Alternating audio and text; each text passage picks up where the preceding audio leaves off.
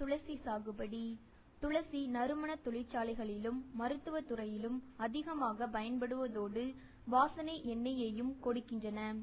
துளசி சார்ந்த ஆசிமம் பேரினத்தில் 160 சிற்றினங்கள் காணப்பட்டாலும் முக்கியமாக 10 சிற்றினங்கள் தான் சாகுபடிக்கு உதவுகின்றன. இவை கடல் மட்டத்திலிருந்து 1800 மீட்டர் உயரம் வரையிலும் உள்ள வெப்பமண்டல பகுதிகளில் சிறப்பாக வளர்கின்றன. துளசி வகைகள். பேசிலிக்கம் இனம், சேங்டம் இனம் என்று இரு பிரிவுகளாக பிரிக்கலாம்.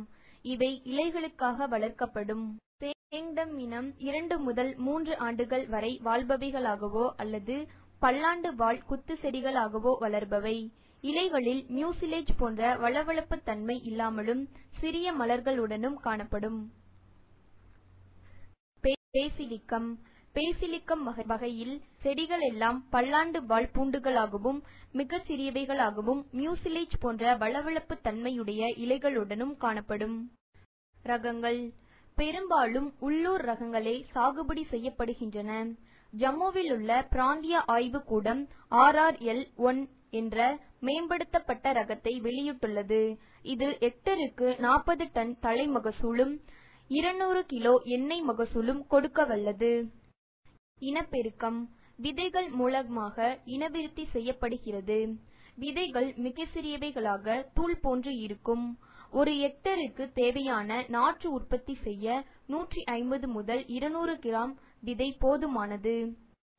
நாற்றங்கால் தயாரித்தல். விதைகள் மேட்டுப்பாத்திகளில் மார்ச் இறுதியில் விதைக்கப்படுகின்றன.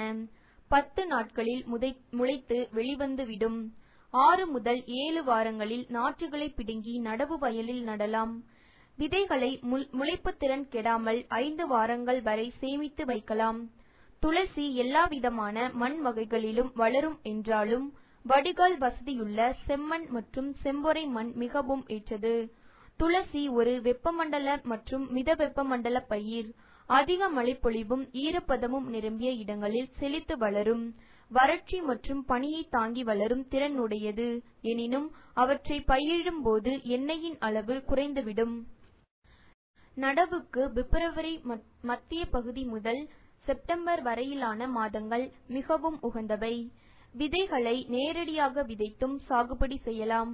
அதாவது விதைகளை மணலுடன் கலந்து 50 முதல் 60 சென்டிமீட்டர் இடைவெளியில் வரிசையில் சிறிது சிறிதாக விதைத்து அவற்றை மேல்மண் கொண்டு மூடிவிட வேண்டும். நாற்றங்காலில் நாற்றுகள் உற்பத்தி செய்யும் போது ஹெக்டருக்கு 150 முதல் 200 கிராம் விதை தேவைப்படும். நாற்றுகளை நடவு வயலில் 60 x